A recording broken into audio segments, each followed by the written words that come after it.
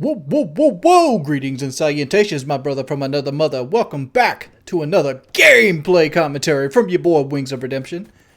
I want to go ahead and talk about something a little off-cue today. We're going to have some beta footage right here in the background for you to enjoy. Hopefully you like it.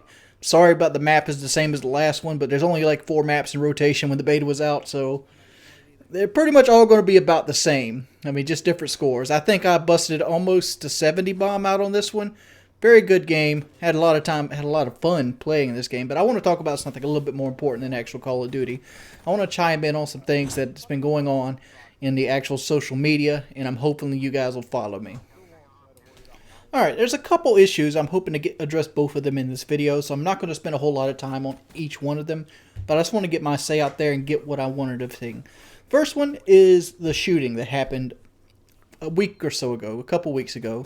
I don't know the timeline. I lose track of days. But whatever. I hear a lot of it, and I see a lot of it on YouTube. It's the WDBJ. Yeah, I think it's WDBJ shooting. It's basically a homosexual black man. And trust me, it hurts me to even say it like this.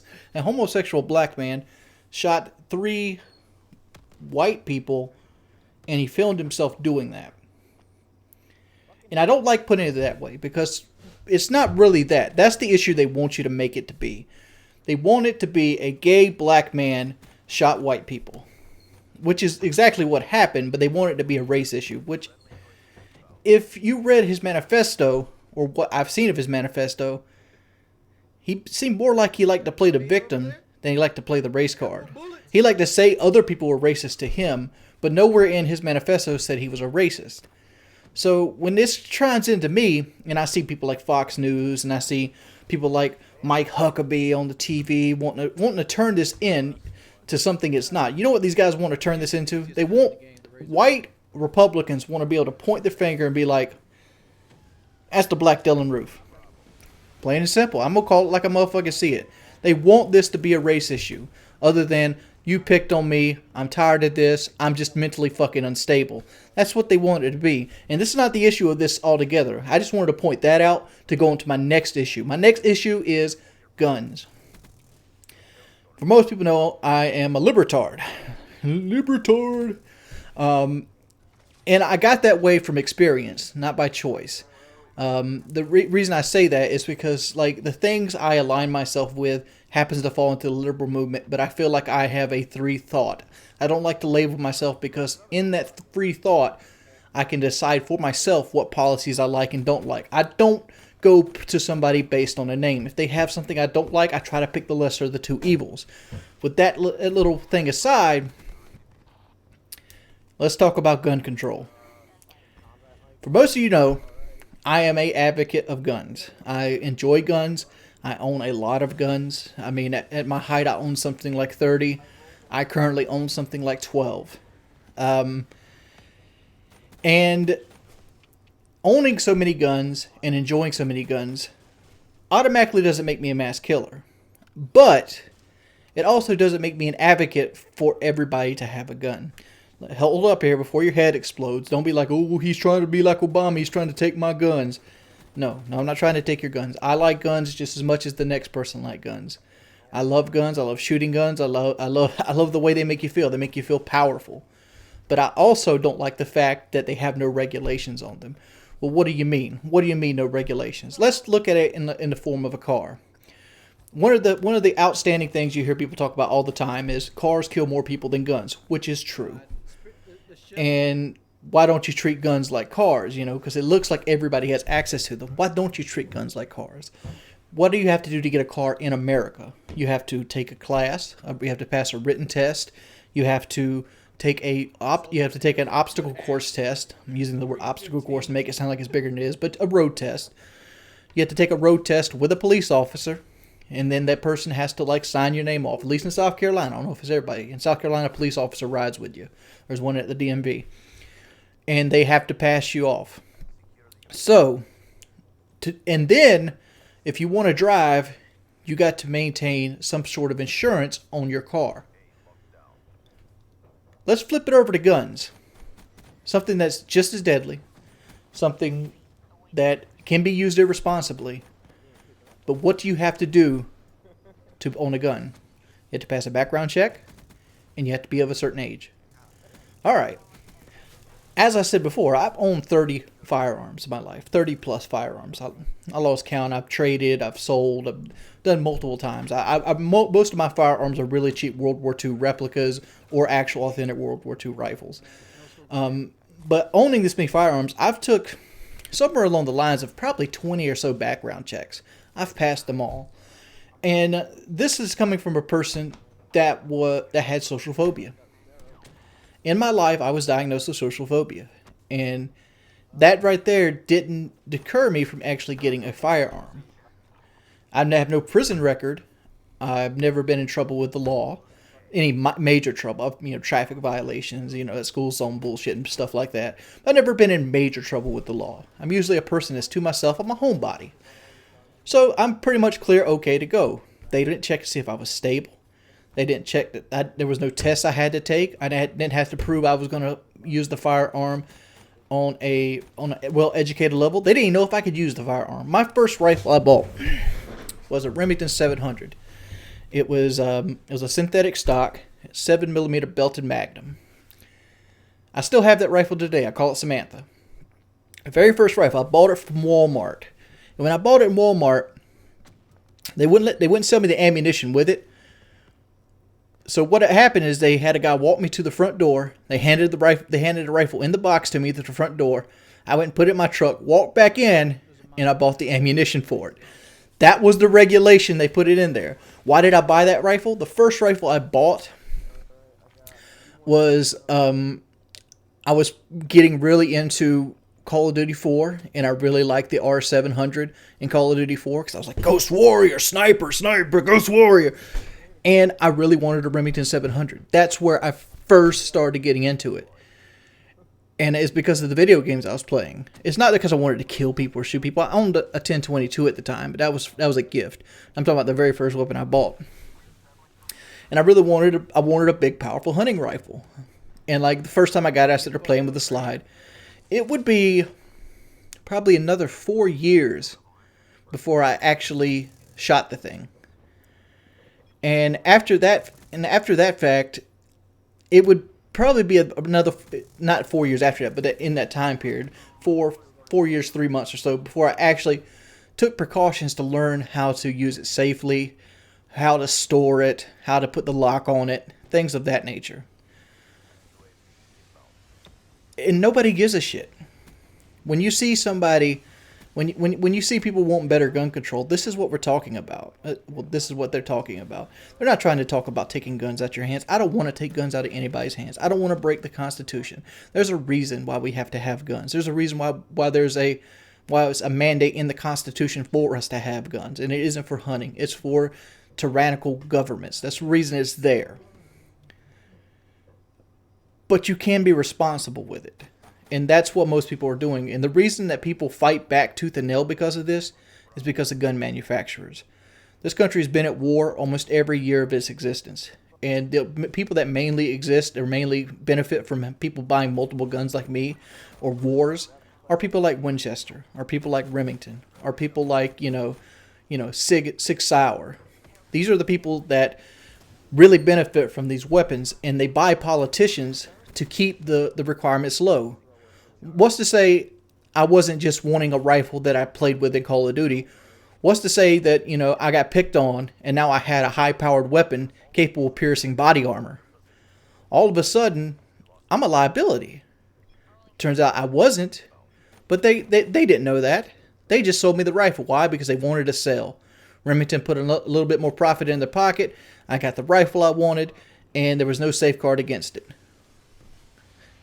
Here's the thing with people snapping and why it's bad to have people around guns and allow them to snap. Because when you hit that emotional standard or that emotional benchmark that makes you want to take somebody else's life, it's hard to do it physically. It's hard to physically beat somebody to death if you're an average build guy. It's hard to get yourself to the point where like you're choking a guy and be like, I'm going to take his life and I'm going to do it. You have to think about that, but it's easy to pull a trigger. And no, extra regulations. Let's say you put every regulation in play. Let's say you you implemented a system where you had to have insurance on guns, because that right there would be a deterrent for me. I don't want to pay insurance on my guns. Why? Because I can't afford it. But say you put in insurance on guns and you offer a buyback program. Buyback program sounds like you're taking guns out of people. No, it's optional. You give people the option that you'll buy their guns back at, like, I don't know, 2/3 of the original price or something like that. And you pay for that through the insurance program. So you take the insurance program, which goes into a fund that deals with crises and people's families that are torn apart by if your gun was get stole. Like, say somebody broke in my house and they stole my gun, whatever it is, shotgun, and they go out and they kill 3 people with it. Well, that insurance that I carried on my gun would pay for their family's funeral, cost, hurt, neglect, along with everybody else. It's kind of like a form of responsibility that if you have these weapons that are capable of doing major harm and maiming people, that you be responsible with them, just like a car. When you get in a car, you got to have car insurance. Why? Because you might hit somebody else. You might kill them. You might put them in a hospital, and you might not be able to afford it. So that lets you have that extra level of responsibility, and guns should have that too.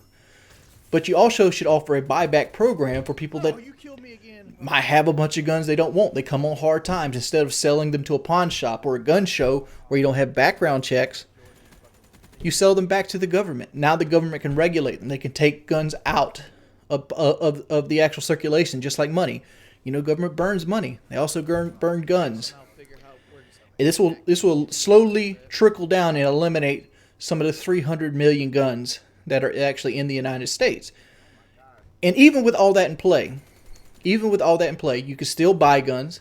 You can still go to gun. You can still have background checks. You can still pass it. You have a class that you take. And during that class, you register your gun. You take the class. You get your license done up, and now you own a gun. So if you really want a gun to hunt, there you go. There's your avenue. You're allowed to have it. You're allowed to keep it. Nobody can stop you from doing it. But it comes with monetary gains. And you're like, well, it's free now. But I mean, it's just like having a car. People that really want guns will do it. And that's a deterrent, because like you got to have deterrence in every wake of life. If everything was easy to do, let's say becoming a doctor. I know this is a bad example, but if becoming the doctor was like a 2-step program, everybody be a doctor. It'd be like Dr. Wilson, Dr. Bowers, Dr. this, Dr. What were you, Doctor Bullshit? No, it's hard. It's time consuming. The tasks are arduous for a reason. If you really want it, you go through all these tasks to get it. And that kind of weeds out the crazies.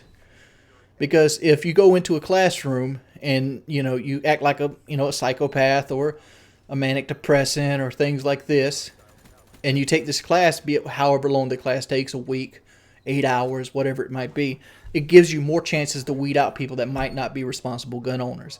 But even then, people are going to slip through the cracks. But if it saves one life, it's worth it. I'm all for owning guns. I'm all for people being grandfathered into the guns they have. But, at some point, you got to take the responsible thing and not the fiscal. And that's my stand on guns in general. And when you have things like this, which is sad, you have a guy that played the victim his whole life, was upset at people, shot 2 people that might have done him wrong, and one person that just happened to be interviewed that day, shot him dead.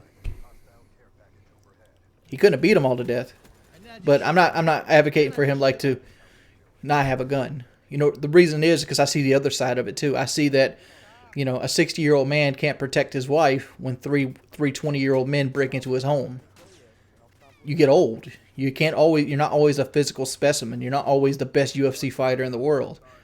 Some people never learn how to fight. Shit, I'm one of them. I've never learned how to fight. And you also need it for deterrence. You also need it for your government and things of that nature. And yes, criminals will still get them in the system that I just magically created. But if there's less guns on the street, there's less guns for them to get. And it's not as crazy as like what people were like. I don't know. I'm ranting at this point.